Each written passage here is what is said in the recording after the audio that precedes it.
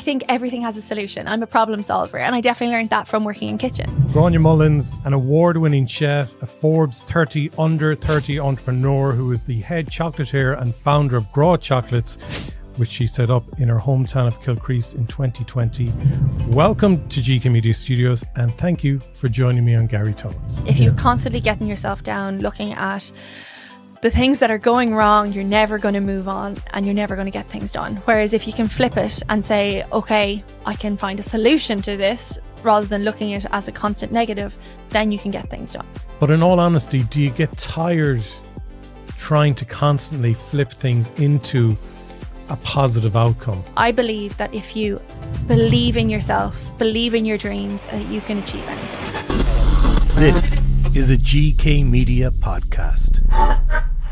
You have had an amazing journey in just a very short space of time, but you started off really getting into the love of food in France in Michelin-starred restaurants. Is that right? That is right. Well, I've always loved food. So I worked from the age of 16 in restaurants here in Galway.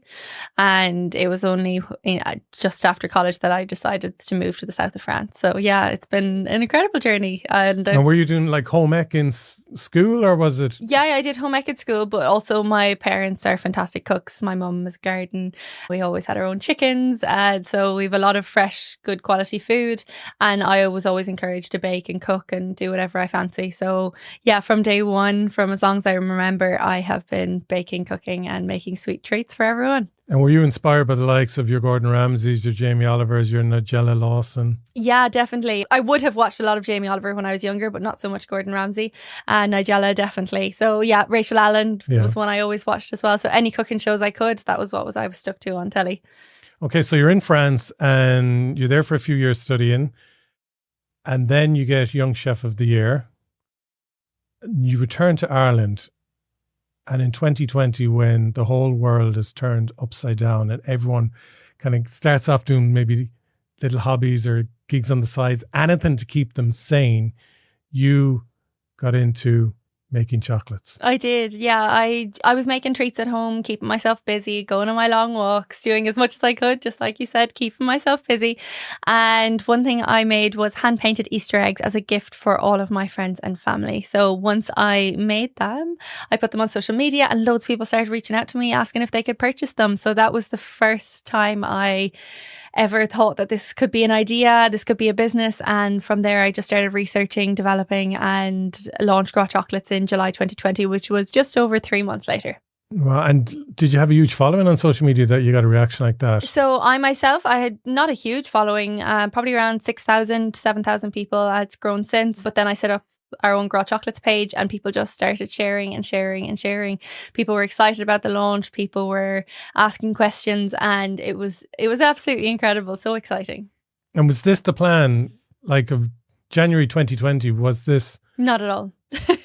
No, there was no plan like this whatsoever. I was supposed to be traveling. I had a job set up in Bali. So I was supposed to move to Bali, but lockdown put a halt on all plans. I knew one day that I would like to have my own business. So I had done my research in a way, but that's also why I started doing the business courses. That's why I started doing business plan, because I thought even if I don't use it now, I will use it someday. So I always thought that this could have a future. And if I educate myself now in business, how to run a business, how to set up a business, it will always stand to me, even if the world opens back up again next week. And were you doing these courses in advance of 2020 or? No, during 2020. So once lockdown hit. So okay, yeah. Started educating yourself. Yeah. And was chocolates the area you always wanted to go into, or was it going to be more, dinner side? Well, I was a pastry chef, so I always worked in the sweet side. So your breads, your cakes, your treats, your petit fours, anything sweet dessert related. That was what I always worked on. How can someone work as a pastry chef and not be like 40 stone? You work it off. You work very many hours. Because I only eat the stuff and It just Well, look, when you're working 18-hour explodes. days, you work hard, but you also, it's the stamina, it's the hard work you put into it, it's the determination that you have to have, and to work in those high pressure environments like working in fine dining restaurants, it's tough, Yeah. but it's very rewarding, and you learn a huge amount in a very short amount of time because of those long hours and the dedication that you put into it. So the work that you were doing in France, what sort of tips or skills did you learn that really helped you accelerate with Grá Chocolates? So I suppose that working in restaurants as a whole, I learned that I had to put in that extra work, that we were one team, it was one dream. We all had to put in enough effort to make sure that the restaurants gained or retained their Michelin stars. So you have a lot of pressure at all times. You have a lot of guests to keep happy. People have very high standards, and you are always trying to go above and beyond for every single customer that's coming into the restaurant. So you learn a lot about customer service. You learn a lot about people, their likes, their dislikes. You learn a huge amount about the people you work with because you spend an incredible amount of time with them. But you also, I think you learn a lot. And even as I set up my own business, I had no fear of working hard. I had no fear of putting in extra hours because I was very used to that. And in many ways, I'm now very lucky that I still work probably even more hours than I ever did then. But at the same time, I can tune off when I really need to. I can be flexible. I can twist and change my own hours. Working in kitchens, you don't have much say because you're working the unsociable hours and you're working very, very hard for other people. But it's an incredible place, working in restaurants, working in that high level. And I really would recommend a lot of people to do it, just in the sense of you learn so much so quickly. But are not more and more customers painful nowadays? I never found customers painful. People come for an experience. It's not people coming looking for just one dish and looking to complain. People are coming there because they want to be coming into your world and your creations. Some people do have allergies, of course. We have to be well able to cater for them. We have to be very strict and regimented on how you treat those allergies because you can't take risks. But then also the other side of it is you have this incredible creativity because people are coming to enjoy your desserts and your creative mind and the way you present things. And it's all about perfection. It's all about being consistent and giving the same experience to the customer no matter what time of the day, what day of the week, or what time of the year they come inside that door. You want to make sure that they feel special because this is their moment to treat themselves. You've always come across online to me as a very positive person. You're always smiling and upbeat and taking on challenges. Is it true? Well, I suppose every person has their ups and downs. I like to look at the world very positively. I think we all create our own happiness. Everyone has challenges. There's no doubt about that. There's days where you just don't know what to face and you don't know what your next challenge is going to be. But I think everything has a solution. I'm a problem solver, and I definitely learned that from working in kitchens. You come up against different challenges all of the time, and you have to be fast thinking. You have to solve them as quickly as you can, as best you can. That's not saying it's always the correct decision, but it's definitely not the wrong decision because there usually is no wrong decision. You've put your facts, your information, your experience behind that decision, and you've made the decision. You just have to stand by it. So even when there is challenges, you just have to kind of get over them. And I suppose everyone has their ups, everyone has their downs, but I do like to stay as positive as I can. I have an incredible team. I have an incredible business. I'm very lucky. I feel very, very lucky that I've been able to create my dream job. And I just hope to be able to grow that and to build our incredible community. A lot of people come to me who are starting off in business, or they might be a couple of years in business, and they're looking for advice because I'm 11 years in business. And one of the things I always tell them is, business, it can be a feast or a famine. You can be really, really busy, and then there'll be times when you will be really quiet, and not to get down when it's quiet. Use that for being productive, for planning, preparing, educating yourself, and so on. And when it's really busy and you're ready to hit the floor at 9 o'clock that night because you're so exhausted, be grateful that you are so busy as well. So you need to embrace the quietness as much as you embrace the busyness. So I call it embrace the feast or the famine. But you've really grown really fast in 4 years in business.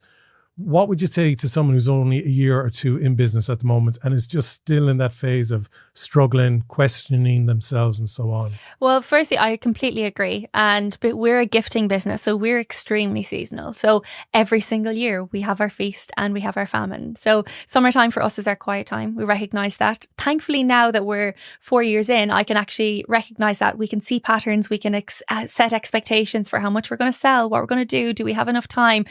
So only now do you start to figure that out. But it's also about embracing that. So just like you said, enjoying the quiet time. For us, we've actually tried to fill it in with a lot more food festivals, meeting our customers, getting out there, doing things that are a little bit different. And then that winter time, we put our heads down. We work as hard as we can until we come out after Easter and we enjoy the big deep breaths and the sunshine all over again. So there's different times of the year that you will be busy, just as you said. But also then I think just looking and believing in yourself. I think you have to have a great idea to begin with. You have to realize your unique selling points, your USPs, and you have to look at your customer and try and make them feel special. So I think if you can just focus on giving the most incredible service and product, you will achieve a lot. If you can be consistent, nobody hates anything more than worse customer service, whether it be when you purchase something, when you order something, when you book in something and it doesn't work out. We all make mistakes. We're only human. But about owning those mistakes, apologizing for those mistakes and trying to make that customer feel even more special than they thought they would in the first place. So if you have a customer that complains about something, do your absolute best to bring those back as a really loyal customer. Like, for example, if a box of our chocolates got lost in the post and a customer needed it for a certain date and they were super upset, they emailed us and possibly there's nothing we can do for them in that exact day. But what we could possibly do is send out a hamper of goodies to apologize to them. It's not saying we'll do that in every situation. We take them all differently. Yeah, but, and how do you know if someone's genuine either? Well, people are genuine. Most people are very genuine and you can't look at the negativity. You can't focus on, are they lying to me? Did they make this up? Because most of the time it's trackable through DPD, through something else. Okay. I think you have to see the goodness in people and you have to see the positivity in people. Of course, you come up against challenges and that's why we have certain SOPs and standards in place and that's why we have certain decisions and you have to have those as well. But at the same time, I think if you look on people that all they want is a gift for someone, all they wanted was a perfect Easter egg and it arrived broken. All they want is to be able to have that really special moment. They're not purchasing your product in the intention to try and get something bad out of it at the end of it. So I think it's about really focusing on the good intentions of people and trying to then reciprocate that yourself and understand that from a customer point of view. I always try and put myself back into the customer point of view and say, if this was me and this was the product I was buying, how would I feel right now? And then try and see how would I like to be responded to. What intimidates you in business? Everything.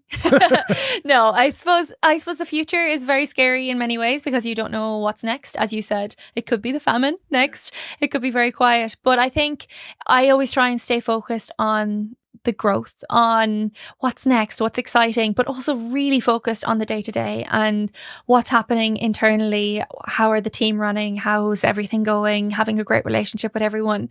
So I suppose it's daunting not really knowing what's next, but at the same time, just appreciating where you are and staying really in the moment while always looking forward and always having aims, but also just focusing on what you can do right now, because there's no point in setting yourself a list of 100 items that you can't do. Of course, that list might need to exist somewhere, but it could be a tomorrow's list or a long-term list. I like to have my now list, my today list, and my long-term list. And my long-term list is something I work away at all of the time. But when I have time, it doesn't need to get fixed today. There's not 5 massive jobs that can be done in one day, but there is little jobs that can be done every single day to work you towards those aims. So do you work better on your own in terms of planning and formulation, or do you work better with it like a group of people, a support group and an accountability group? I suppose a combination of both. I definitely work very well by myself, but I do like to have my team around me. So I will always work in the office, except for if I'm traveling or up in Dublin seeing the rest of our team. I will almost always be in the office because I like to have people around me. They can ask me questions when I need them. I can bounce questions off them. But then at the same time, a lot of collaboration is really important within business, and giving the autonomy and the confidence to your team members that they can make the decisions themselves and that they can have input and that they feel ownership over the products. So I suppose a nice combination between the two. You see, I come into my office and I come in for the chats. And I feel I'm always annoying and distracting the others trying to get work done, because I just want to sit down and kind of catch up and have the gossip and so on. But you mentioned, your team in Dublin. So this started off with you out in Kilchreest, 2020, and you start getting traction online. And I suppose you're just in that little kind of bubble that we were all in of anything that we got that fixated us and kept us busy and sane and distracted from the outside world was great. When did things start to shift from this is, keeping me sane to actually, I think I'm onto something? Well, when I launched, it was the 24th of July, 2020, 6 p.m. It was a Friday evening. And I launched the website on that moment. The site crashed because there were so many people on the website. We sold out for those who could get on in 8 minutes. The site actually sold double the quantity that I actually had made. But isn't that just amazing incredible. that there's such excitement? Yeah. And that you've created that for 6 p.m. Yeah. It was really amazing. And to see the amount of people that got on to support. And was that all just done through social, or were you on the radio and newspapers? Yeah, all through social media. There was a little bit of newspapers and radio, but very minimal. Mainly it came from through social media. And it was very lucky to have all of those contacts, very lucky to have those people that logged on to buy. It was in lockdown when people didn't have treats, they didn't have places to go and things to do. But what I was able to offer was that experience at home, that nice treat. So yeah, from that moment, I suppose it was bigger than I could have imagined because there was more people out there than I could have ever imagined. And was it still just you? It was completely just me. Yeah, that was day one. So when I launched, I then realized that I would set a pre-order system up, set up with the pre-order system. Again, almost instantly, I sold out for 3 months in advance. And then I realized, okay, I need to do more. I need to get more team members. There's only so much I can do in this kitchen by myself. So I started getting new team members in and we started growing the business. So it was quite early. Like that was all done from my parents' kitchen counter. And very kindly then I let them, I convinced them to turn our shed into a chocolate factory. So we turned our mini shed into a chocolate factory, 10 square metre little chocolate factory that we worked from. So you've suddenly gone into now investing in infrastructure in terms of equipment, bringing in staff, becoming an employer and sorting out through all that needs to be done as becoming an employer. Also creating systems within your business now so that you can grow it and scale it and that it maintains that consistency. And you've 3 months of pre-sales happening and you have all the marketing now that is growing and like a lot of intense work there in a short period. It was incredible. Yeah, it was so special. It was such a incredible moment to be so lucky to have, because people were there, people were reaching out to us, people wanted the product, people were chasing us down to be like, please, I really need this for a product. We had sold out entirely till Christmas. There was only so many we could do and we just made non-stop. Wow. We made chocolates and we got those chocolates out. And that was when we only had one product available, one product. It's still our most popular box. But now we have lots more different products for people, different times a year, different products. And we're very lucky that people just keep coming back to us. We have an incredible customer base and we just keep growing those customers as well. Like so much learnings you would have had to done in terms of e-commerce and websites and... So much. We had a WooCommerce website back then as well and it required a lot more coding and there was a lot more challenges with it. But it was really, really intense, but really incredible. And we were constantly looking at the ways we could make it more efficient. How can you make it easier for the customer to purchase? What are the things they're complaining about? What are they frustrated about? And as many of those that I listen to, I try to find a solution for them, because the easier you can make it for a customer to purchase online, the more they will want to come back, the more they will purchase from you and the more loyal they become. And they feel listened to as well. People want to feel listened to. It was really, really incredible growth. And those first 4 months of growth were huge. And were you looking to anyone for inspiration during all this, for yourself as a driver? I didn't have time to look at anyone. So not really. I think I was just listening to our community and pushing forward like that. Ahead of time, I had looked at some other chocolatiers across the world and how they were doing it. But very quickly I realised that it was going to be our discovery and we had to focus on what our journey was going to be with our customers rather than looking at other businesses. And what is your USP then? Well, I suppose the hand-painted chocolates, that's really, really special. The beauty of them, but then also the flavours on the inside. So we are very particular about the ingredients we use, the fillings we make. We make everything from scratch and they taste just so incredible. They really do. It's like 3 days it takes to make each chocolate. Yeah, it takes 3 days. Well, it's a 5-day process altogether from the painting the whole way till the end until they're packaged up. So yeah, it's a full process. But it means they are the most incredible special chocolates. That means they're truly a gift. It means they can be enjoyed like no other chocolate and that they're a fresh chocolate and that the flavour maintains and the flavour is just absolutely delicious. So when was the time to move out of the back of your parents' house? So very quickly it was a 10 square metre shed. So we filled it up quite quickly, as you can imagine. And then we also took over the conservatory. So we had the conservatory and the shed. And then we plonked a shipping container in the back garden where we stored all of our packaging. So we were running out of space very quickly. We had hardly enough to keep up with demand. And that was where I was on the hunt for our own unit. And to be honest, from day one, I was looking for my own unit. From the day I set up on my parents' kitchen counter, I was looking for somewhere else that I could create because I didn't want to put the burden on them. And they were absolutely incredible. They were so supportive. But at the same time, I knew that if you want to grow your business, you don't do it in on top of your parents. You have to give yourself the space to grow as well. So it was 2.5 years after launch that we moved into a bigger unit. So that's where we're still based now. And hopefully very soon we will have a new unit again that we can move into and expand into further. And how many people do you have now working with you? We have a team of 18. Wow. Yeah. In Galway and Dublin? In Galway and Dublin, yeah, divided between the two. We have some people remote working, but mainly between our Brown Thomas store in Dublin and between our unit here in Ballybrit. Go Gráinne. Yeah, it's great. I can't do it without them. They're absolutely incredible. And this year's been a really exciting year as well because we finally have kind of nearly departments, even if they're only small, but we have marketing, we have our finance, we have our retail team, we have our production and we have our operations and also then our packing. So we finally have people divided up through different areas, responsibilities divided between. So it gives people, again, that responsibility, that courage and that understanding of what their role is and how they work together in synergy with the other teams, but also how they have autonomy over their own section as well. And do you think was selling internationally was the key thing to really excel and scale the business? Well, still mainly our customers are still in Ireland.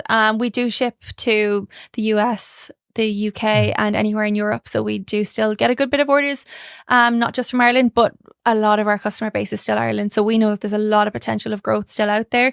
And we're just trying to really tap into that and see how we're going to figure out those different markets and how we're going to grow in them. Oh, unbelievable. You're well used to firefighting and challenges and facing the unknown. But like for a lot of businesses this year, you too came up and faced some challenges. And like I've been reading about it lately, and you, I'm sure, know much better how the cocoa bean has gone really expensive. I know as an employer, you know, especially those on the retail side, they've been affected by rates, minimum wages been increased. The government have increased bank holidays, which is great for the employee, but it's the employer who pays for the bank holidays. You know, the sick days have come in, the pension scheme will be coming in at some stage. So a lot of changes have happened in the last year or so. And even like the multi-millionaire, you know, business owners are out there saying how tough it has been, the change in the VAT rate and everything like that. What challenges have you faced this year? Well, every single one of those that you've mentioned, and some of them are only coming in January, and it's about being prepared for them as well. So we have really had a lot of challenges coming up against us. And what I strive to do is to treat our team as best as I possibly can, because I can't do it without them. They're absolutely incredible. But these challenges of all of these extra days off makes each employee more expensive for the business. And it's unfortunate that sometimes they don't look and see that this is an extra cost to you. So that's maybe why you can't give them a raise that year, because there's a new bank holiday, because there's now going to be a pension scheme, because of all these other things, where as you would prefer to be able to say, well, my progression for you is we are going to do this, or we are going to increase your wage, or all of these other things that we could offer. But unfortunately, when things get super, super tight and the government does add in all of these on top of smaller businesses, it can be really, really challenging to kind of navigate that, because at the end of the day, it's the cost of a box of chocolates. And the reality is that all of these increases are going to lead to more expense on the product that we sell in the first place. And it's things sometimes you don't want to have to do, but the reality is it's business, and you have to be able to cover all your costs. You have to be able to ensure that your team are still being paid. And it's about trying to negate that ahead of it happening, but also trying to like retain the team, make sure everyone's still happy, make sure you're giving people what they need. And it's hard in the times of a cost of living crisis as well, when people will need to be paid more. So it's trying to find the balance with all of that. But I think the honesty as well with team members is really important. And communication is really, really important. And I suppose the chocolate that you mentioned, the increase in costs, it's scary. Can you talk to me, like what was the price of a cocoa bean? What is it now? Why has it increased? Yeah, so for us alone, in the last month, the price of our cocoa butter has increased by 69%. So even compared to when you started out in 2020, so it had already increased. So it was about. I don't know it off the top of my head, but it's increased exponentially per year. So we've gone up about 15-20% every single year since I launched. And I assumed that when you'd be buying bulk, you'd get better prices. Yeah. But it's funny now that we pay nearly double what I paid back when I first launched in 2020. And in many ways, that'll probably never go backwards. Look, chocolate will probably become more of a premium product across the board. Is that?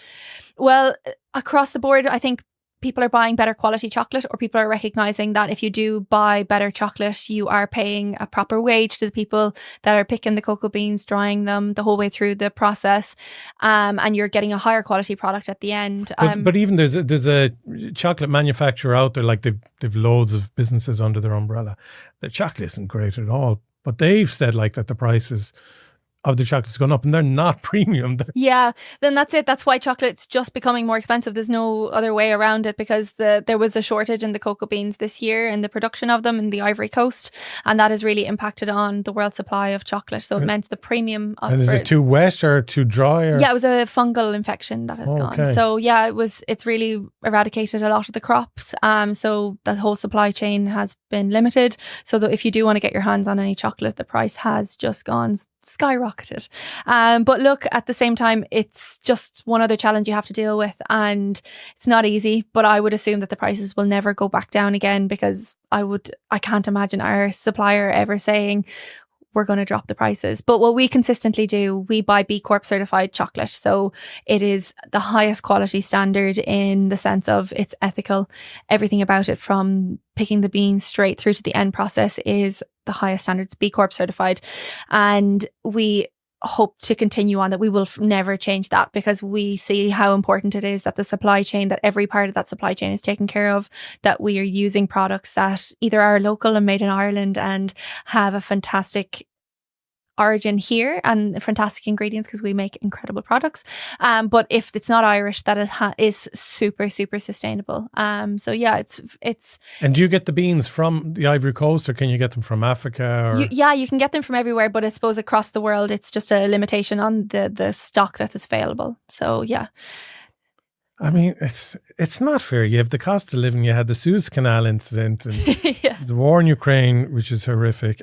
So all these things, and then the one thing you want to just enjoy the chocolate. The chocolate. We can still enjoy it though. So that's the thing. You just have to look at these things as another challenge, and I think businesses will forever have challenges every single day. But you can't increase your chocolates by 69% all of a sudden. I can't. You know. But it wouldn't be a full 69% for us as well. But we have to look at the percentage of the cost, how much we need to increase it without ourselves. Compromising on the product. We're never compromising on the product. That is one thing I'm firm on, and I would prefer to have a more expensive product, but it be super quality, the best quality product you can taste, than to have something that's inferior in quality and to drop our quality just to retain the same price. And I think our customers will appreciate that and recognize that, and this is why people are even backing us with our Kickstarter as well. We'll talk about that shortly as well, because you had the price of the cocoa bean gone up, and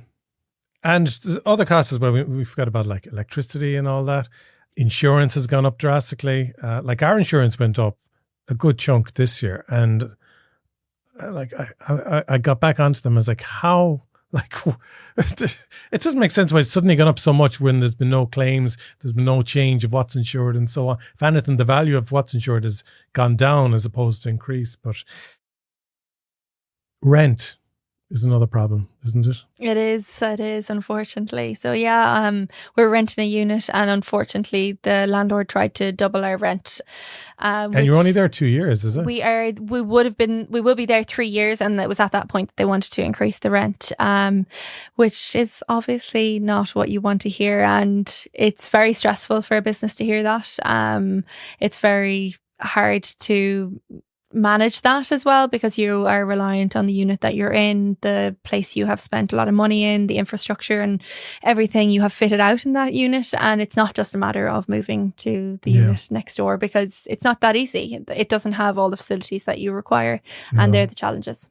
Yeah, like a friend of mine has a business as well, and the rent has gone up there. Yeah.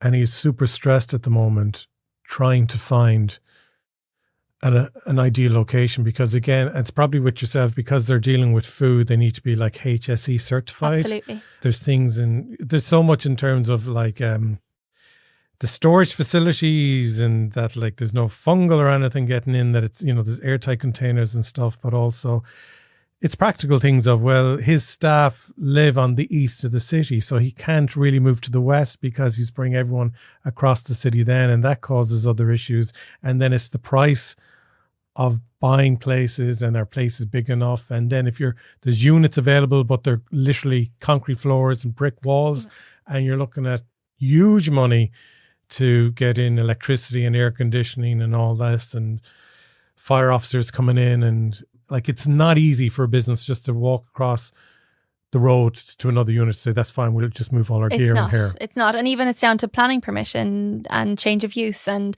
all of these other things you need to do as well. So there's so much you have to think about, and it's not just easy as opening the door somewhere. And had you any inkling that this was No, I don't think anyone thinks their landlord's going to increase by that much, but you just have to get through it. So what was your reaction when you got, an email? It was extreme frustration and nearly dismay. You don't want to open the email to see that. It's shock. No, but just bring us back to that moment. You're sitting down in front of your computer. What happens? Well, I opened the email and my face nearly dropped. I did the calculation and I was like, this can't be true. And I started looking at it, looking at everything to see if this was really the case. And it was, and it really was the case. They were literally trying to double our rent. And I don't know, is it because we are a consumer brand? So we are quite out there with our branding. We have to talk to our customers. We have to be visible. But people also see a lot of our wins, and we're very happy to share those. But you don't know if that's then being taken advantage of, in the sense of, oh, they're doing really well out of our unit, we're going to increase the rent. But you don't know. Maybe that's just a hypothesis of mine. That's possibly not the truth at all. You just don't understand the logic behind it. Can you tell us what the rent is proposed to be? So it was trying to go up to €70,000 for a small unit. Yeah. That's mad. It is. That's especially per year as well. When you see the unit right beside it. And this isn't a shop that people walk off the street and go in and pick up chocolate. No, it's just a manufacturing unit. Yeah.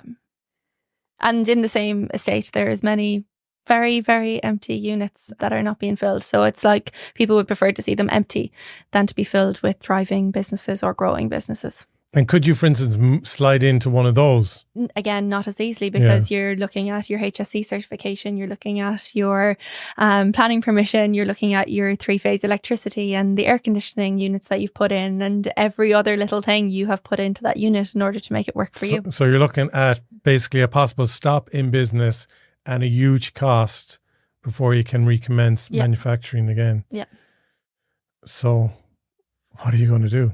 So I decided that I would kind of combat that. I didn't focus on or dwell on the negativity for too long. And I decided that I would look at all other alternatives and see how I could combat this. So I looked at all sorts of ways. I stayed up at night. I hardly slept. And I came up with the idea of launching a Kickstarter and to try and build our very own chocolate factory. So did you go on and do a video making an appeal, looking for ideas, or did you have the idea of the chocolate factory So since I set up Grá Chocolates, I've always wanted to have our very own chocolate factory. So I'd say that wasn't a new idea, and nobody would even believe me if I said that, because it's clear if you have a business, you do want to have your own unit. But it was when I put out the video, I put a video on LinkedIn saying my frustrations and what was I going to do about it. And basically what I saw was an incredible reaction of people of support, and people giving suggestions and people giving ideas of how we could combat this. And it was from that I really discovered that this wasn't a negative, and I could look at this as a positive. And yeah, the launching the Kickstarter has been incredible positive, and it's been an amazing few weeks.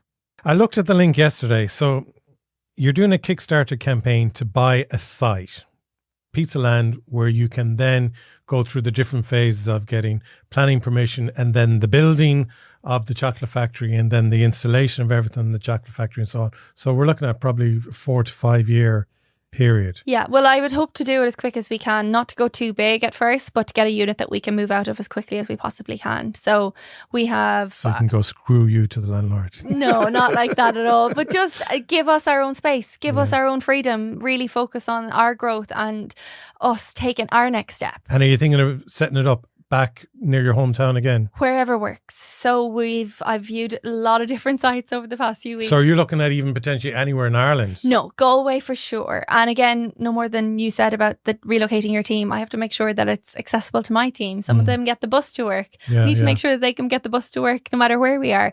So you have to look at every single part of it, but also the most practical. So I will be reaching out to the county council to see which one they will help to support. Only this morning I submitted 4 different locations, and fingers crossed I'll be able to get a pre-planning meeting with them, and that they'll be able to talk through and give me proper feedback. I know that they'll never give a full answer or yes or no, but at the same time they can look into the different options and weigh up and tell me which one I've most chance with.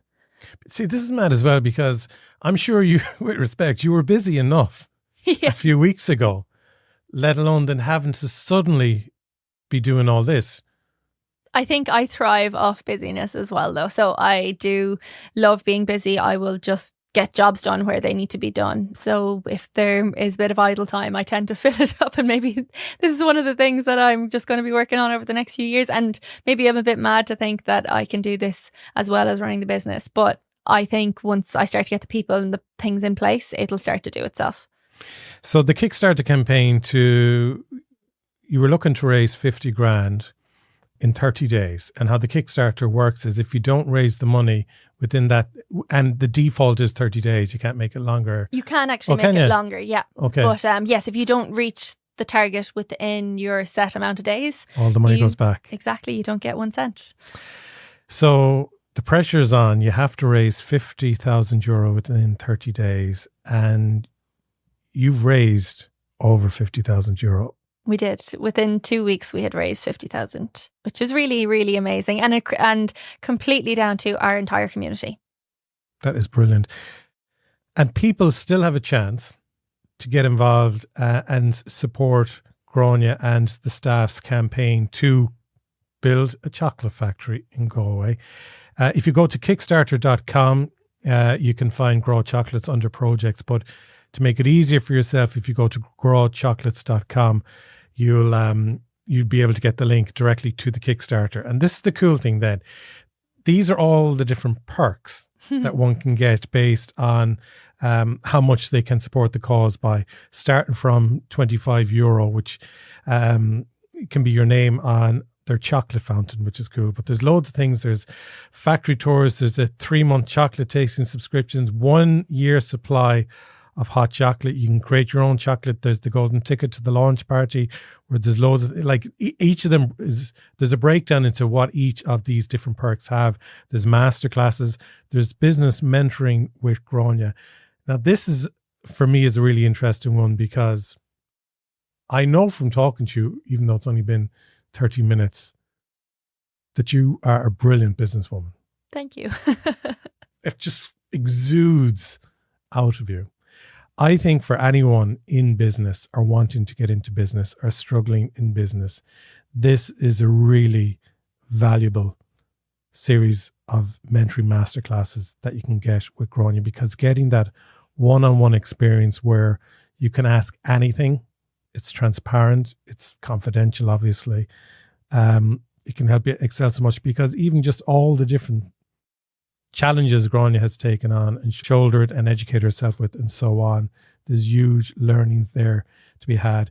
But there's loads of different perks, and it's not only getting a chocolate factory in Galway, but it's also supporting someone who's 4 years in business and has grown her business phenomenally, and has an amazing staff and will no doubt continue to grow as well. So huge relief at the moment because you know you have raised the funds. What can you do by going beyond the 50,000? So the whole project is going to cost us $1 million. That's the current estimation. But we've a lot more raising funds to do in different ways. So hopefully tapping into grants, getting bank funding, looking at other ways that we can support this. There's so much work to be done. So every euro that goes into this will help support us and make that happen. So I think even if there's some packages there, but people can just give €1 if they want to, if that's all they have. And if you can do that, the amount of people we've reached over the last month on this entire project, if we got every single one of those to give €1, we would have well surpassed the €1 million. So if that's a big reach out to anyone who wants to support us and to back us and make this dream a reality and to be part of this really, really special moment, because as you said, it's really important to support local. It's really important to look at all these businesses and how we can support them in our community. Try to buy local, try to look around and buy alternatives that are made in Ireland, because they're supporting Irish jobs, they're supporting Irish people, they're making this country grow. And the more we can support small entrepreneurs in their ideas and back them and give them their confidence that they can make their dreams happen, and we can have such a thriving economy with absolutely incredible businesses all around us. And that's really, really important for the future 100%. of Ireland, because no more than me 4 years ago, I started up with just an idea. Now I have an incredible team, but that's because people believed in me and people bought my product and people continue to come back and to give me their trust and give me that chance. And I've been very lucky and I've embraced every second of it. But the more we can do that with every small business in Ireland, the more we will have incredible success stories. And that's not saying that every business will succeed, because some just don't. And it could be the wrong timing. It could be a number of reasons. But I think we should, if we can, give as many opportunities to as many businesses as we possibly can. I know. And I agree 100%. Like, something that bothers me is when people will, get a dodgy box and then complain that there's no good movies coming out in the cinema, or they'll buy fast fashion. They won't support a musician on the street busking, but they'll pay €350 to see Sabrina Carpenter playing in the 3 Arena next year. It's this whole value thing that I don't think people fully realize. And certainly when you are in business and you're relying on locals to support your business, that has a knock-on effect, because you turn around and you instinctively start supporting other local businesses because you know how valuable it is. But I think if people realized, you have these websites where you can buy nearly everything and anything through it, and it's coming from all other parts of the world. And, we too, as a country, rely on international business. And I've been on the road 11 years now, and it's more and more we're beginning to notice, especially driving through different towns in Ireland, how the filling stations closed, the pubs are closed, the restaurants are closed, the hairdressers are closed. All those local businesses are gone. And we really, really need to actually start making an aware effort to support local businesses, because before we know it, everything we see on our shelves in supermarkets won't be Irish products anymore. Absolutely. And I think even just looking at your vegetables in the supermarket, if it is a supermarket, or trying to buy more local, but trying to buy those Irish products, because we have fantastic things coming out of Ireland in the food industry all across the board. Our dairy's amazing. Our meat is amazing. We have so much incredible in this country, and the more we can support that, the more we can build that, and the more we can grow as a country, the better it gets for everyone. The more people we can employ, the more opportunities we can give to people. If we just back each other and try and look that little bit harder instead of maybe going on to your big multinationals where you can get everything. Maybe look and see, does your local shop have it? Or ask them for it, because they may very easily be able to get it in for you. So asking that question is really, really, really important, and it's very special. Yeah. And not even to sound like I'm amazing or anything, but I was looking for a gift for a friend whose birthday it is this weekend. And there's a local shop where it was €5 more expensive at the local shop than it was with this franchise, this national company. I got it from the local thing, €5 more, which isn't a huge amount of money. Now I could have said, oh, I saved myself £5. But it was the fact of, I know that €5 will actually benefit them more than it will the national company. And just even on the fruit and veg that you mentioned, remember, if you're buying Irish fruit and veg here, it's seasonal. So it's actually good for your body. 2, it's not sprayed, because every fruit and vegetable that comes into Ireland is sprayed at the port. Yeah.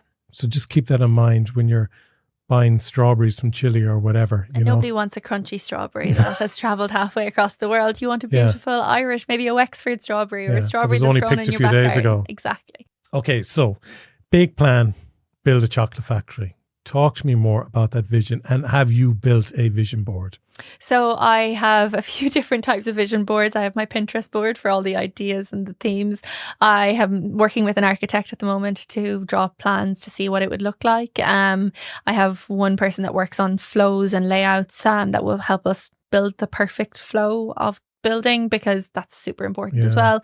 Like, we think if we had the same size unit that we currently have, but it was built and laid out correctly, then it would be much more efficient for us. So it's even just looking at all the alternatives for that. But you only learn these things from working. Yeah. But then you can work them out in advance, because we have a current unit that we're working from, so we can build that out.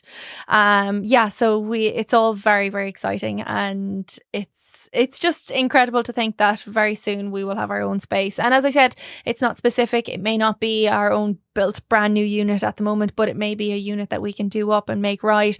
We're open to all options. We're open to exploring anything, and in different locations as well, because we just want it to be right for us and for it to be kind of a long-term location for us. And is the idea that there'll be a visitor centre and tours and all that? Yeah, I would love that. And it would be because we want to bring our customers closer to us. We're mainly an online business, so we ship out all of our chocolates. So we very rarely get to meet anyone, and we very rarely get to say thank you, and we very rarely get to shake anyone's hand or introduce ourselves. So having the opportunity to have people in our environment and show them how the chocolates are made and make them feel more part of Grá Chocolates than they ever have done would be super special for us. And just the experience that you get by, having staff working in Brown Thomas, talking to customers on a one-on-one. You're up at the Galway races last week. What does that bring to the table for you? So it brings so much to the table, because we're getting feedback constantly from our customers. We're learning things about them. We're listening to what flavour chocolates they want, and then we can tweak and adapt and try and build the best possible experience that we can for our customers. And our customers can be very good at telling us what they want to see, and that's great, because we want that feedback. We want to hear all about it, and we want to be able to incorporate that into the Grá Chocolates experience. Do you slow down? Sometimes when I'm sleeping. But when do you just get to chill? I don't take too much downtime, but when I do take it, I really appreciate it, and I come back with even more energy. But no, it's great. Like, as the owner of a startup business, you have to be able to work hard. You have to be able to put in the time. You have to be able to put in the energy. And that's why Grá Chocolates has grown so quickly as well, is because of that constant determination and that constant pushing and that energy and that excitement that I have about the next step and what else we're going to do and this new idea that I have. And that's why it's exciting. And that's why I can stay excited about it all the time as well. So you obviously have found your true passion. I love my job so much. I really do have the dream job, like Grá Chocolates. And I know I've created it for myself, but Grá Chocolates is so special to me, and it's something I'm so proud of as well, and how much it has grown in such a short amount of time. And do you think, though, that you found your passion by accident? So I always had my passion for food, and I knew that I would one day have a business, but I didn't think it would be a chocolate business, and I certainly didn't ever imagine that it could be an online business. But the market dictated it itself in the times we were in, and I managed to be able to set up a premium brand without ever opening a store and without ever having to meet somebody. So it was really a massive realization for me to realize that I could do it through online. And in some ways people thought it was a super premium brand that had been around for years when it was only a few months old. And that was down to the quality of our images, the quality of our website, the experience that we were giving to people. And to think that we were giving such a great reaction to people and a great experience to people from such a young business is really amazing. And we constantly strive to do our absolute best in those situations. So from the competitors out there now, have they kind of been leaning in, trying to make life a bit difficult for you? So I suppose there's a lot of copycat brands, a lot of smaller brands coming up trying to do similar to what we're doing. But the way I would look at that is that they're trying to make the chocolate environment in Ireland stronger and stronger. So the more of us there is screaming and shouting and saying how fantastic our ingredients are and how fantastic good chocolate tastes, the quicker we can convince the whole population that they need to eat good chocolates. But the bigger brands then, look, they're massive giants and they take over the entire world with chocolates. But that doesn't mean that we can't stand up against them. And if the Irish people were to get behind another Irish brand and to really realise that and the importance of backing Irish and handmade chocolates, they would really, really help us grow and compete against those bigger giants. Yeah, and some of those bigger giants would appear to be actual Irish, but they're not. Exactly. And they're owned by big American companies all across the world. And look, that's their own prerogative. They can do that. But what we're also showing is how chocolates should taste and what the real true chocolate experience is. And I would say in many ways we're a gifting item that a lot of people wouldn't want to receive that standard box of 50 chocolates that they've always got for Christmas. It doesn't feel special anymore. You put it under the tree and you re-gift it to the next person that pops by. Whereas I like even in my house. But I like to think that with Grá Chocolates, that if you received a box of our chocolates, that you would keep them for yourself. You'd keep them for a special moment. You'd share them with your friends and family, or you'd enjoy them all by yourself. But you'd see it and you'd take the time to enjoy it. I don't think it's a box you're just going to re-gift to the next person. No, but it's not a chocolate either that you just swallow. No. Like it's a whole sensation in the mouth, and it's flavor. It's like proper chocolate tastes so different from the stuff you can buy that's always on offer in supermarkets. Absolutely. It does, because it's made with the best quality ingredients. As I said, we are using best quality. The ingredients themselves taste good, and that's why the end product tastes good. If your ingredients don't taste good in the first place, then your product can't taste good. And that's our unique selling point, is certainly the flavour of the chocolates. And it's unlike a chocolate you've ever tasted before because of that incredible taste and because of those incredible ingredients that have gone into it. I was talking earlier about, you always come across positive, and, we mentioned competitors there, and you said, you flipped it on its head and you said, look, it's great. We can all be shouting about how great Irish chocolatiers are. We talked about, the rent increase, and you flipped it on its head. You've done a Kickstarter. You've raised over 50 grand to actually build a chocolate factory now in Galway. But in all honesty, do you get tired trying to constantly flip things into a positive outcome? Honestly, no, because I think I would be more tired focusing on the negative all the time. That's exhausting. If you're constantly getting yourself down, looking at the things that are going wrong, you're never going to move on and you're never going to get things done. Whereas if you can flip it and say, okay, I can find a solution to this, rather than looking at it as a constant negative, then you can get things done. Because you start to set it as a task. You set it as something I can achieve. You set it as a positive, because there is always a positive in the negatives as well. And it might just be something that clicks in your brain, a light bulb that lights, and something, the next steps you take. But the reality is you have to take those next steps. Otherwise, those problems will just bog you down. Do you do manifestation? I have a motto. Okay. And it's dream it, believe it, achieve it. And I suppose it's a bit of manifestation in the sense of you're dreaming it and you're believing in yourself. And I believe that if you believe in yourself, believe in your dreams, you can achieve anything. And don't get me wrong, there's a lot of work that goes on behind that. You have to make sure you're reaching those aims and you're pushing to get to your dreams. But dream it, believe it, achieve it. I think everything's achievable. But I'd love to get a behind the scenes on you. Like, do you go off walking the beach and kind of like, I'm because you're always so busy. I'm like, where do you actually get time to stop and think and plan and just have quietness around you? Every evening I go for a walk. Okay. That's really important for me. I like to get out in the fresh air.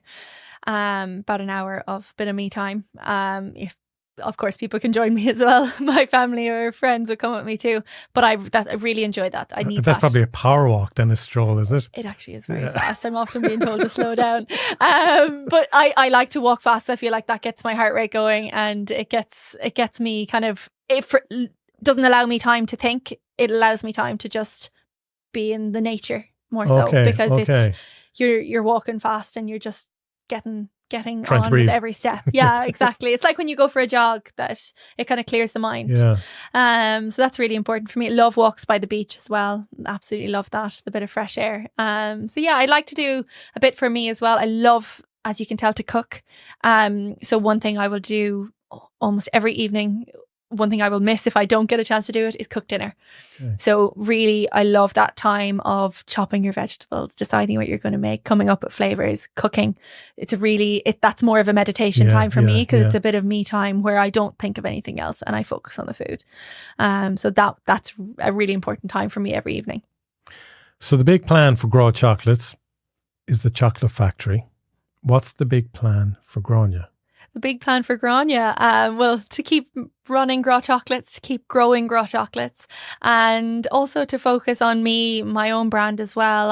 I'm a chef, so I love to cook and I love to have opportunities. I'd love to one day have my own TV show. There we go. You see, now you're telling us. So it's different dreams like that, and some of them might not happen this year or next year. Some of them may take a few years to come, but they're like the long-term goals, and I have my list of long-term goals that I'm always dreaming about and figuring out and trying to achieve in different ways. What about books?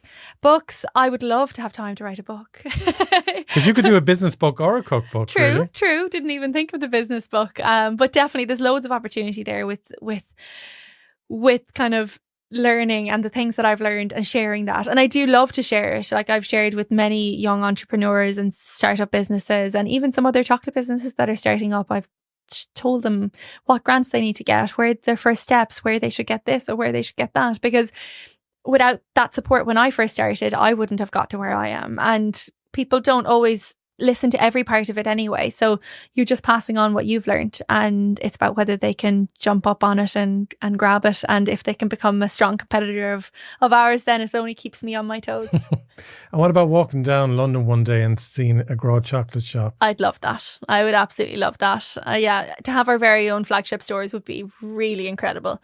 Saying that, I love the online, because we have a very great connection with all of our customers, and it's so close to me that we can answer everything by email. It's right there. All the emails come into us, and if anything goes wrong, we can fix it immediately. Whereas if you have a lot of stores, you're reliant on a lot of staff, you're reliant on a lot of different kind of forms of communication, and to make sure the customer experience is correct every single time. So I know I keep going back to that, but really focusing and making sure that we're providing the best quality service to our customers is the most important. Yeah, no, you're right. I mean, it is that experience. There was someone in here today just saying that the welcome that they got, it was so warm, it was so nice. And I said, actually, that's our number one thing, is the experience. Yeah. I said, it mightn't be the best business idea to have, but I said, I actually put the experience ahead of the product.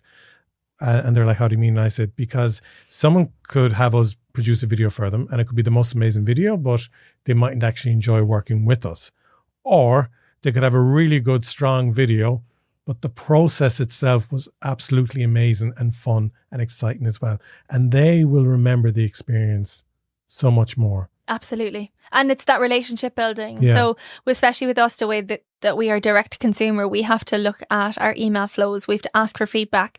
We have to ask the customers, will they provide us with a positive or a negative review? And the reason we're doing that is because if it's something that went wrong in the process and somebody didn't have the chance to come and tell us, then we're closing them off and they may never purchase from us again. But if they do open up and tell us that it's an amazing experience, we can thank them for that.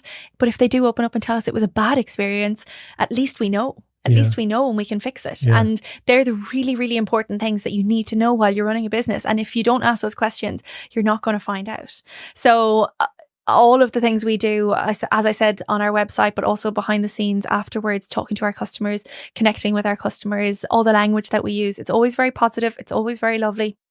It's always very loving in the sense of Grá is the Irish word for love. So we want to make sure that everyone, while they're feeling part of Grá Chocolates, that they feel loved and they feel a part of that environment. So it's all very, very special and very, very exciting. Fair play to you. If, for our loyal listeners of Garry Talks who actually start listening when the podcast is released at 5 a.m. on a Wednesday, which is funny, actually, I got stats today and the most popular time is 5 a.m. on a Wednesday when we release. Isn't that incredible? That's brilliant. I'm not up at 5 a.m. Who's up at 5 a.m. to listen to a podcast? But anyways, for those loyal Garry Talks listeners, you have until tomorrow morning to get involved and support Gráinne and the team in the Kickstarter campaign. As I said, go to her website, gráchocolates.com. If you're listening to this at the weekend, because a lot of people like going for walks and listen to podcasts at the weekends, you've missed the Kickstarter campaign. But to support you, they can just go to your website and end up with a treat a few days later by ordering a nice box of chocolates. They can. And also we do have late pledges enabled, so people can pledge afterwards. Oh, brilliant. It just will be a little bit more expensive because Kickstarter automatically increased the prices. So yeah, if you get They increase their commission on it, is it? They increase the price of the packages. It automatically goes up about 20%. So wow. Instead of a €25 package, it goes up 20%. So if you get in sooner, you've more of a chance of getting the early bird offer nearly. So yeah, the late pledges will stay open and they'll be open indefinitely, I believe. But in the meantime, they can of course buy boxes of chocolate. And if you are there before the Kickstarter closes, it would mean the world to me if you can back. And as I said, even if it's just €1, it means so much to us, and it's €1 closer to making our dream a reality. Absolutely. And just to say as well for people as well, I know we're in August and you're going to hate me for mentioning it, but you know, Christmas will be upon us in a few months. There are, you know, wedding anniversaries, there's birthdays. There are great packages here that you could actually get as a birthday gift, a Christmas gift, a wedding anniversary gift, or whatever for a loved one, because everyone loves chocolate. Everyone does love chocolate. Nobody dislikes chocolate. And if you do, you just haven't tasted Grá Chocolates Exactly. yet. I love it. Gráinne, you're amazing. You're inspiring. You're just blowing it out of the water. Continued success to you. Please stay in touch. And thank you so much for coming on Garry Talks. Thank you so much. It's been a great chat and I can't wait for all of you to come and enjoy my chocolates. Absolutely.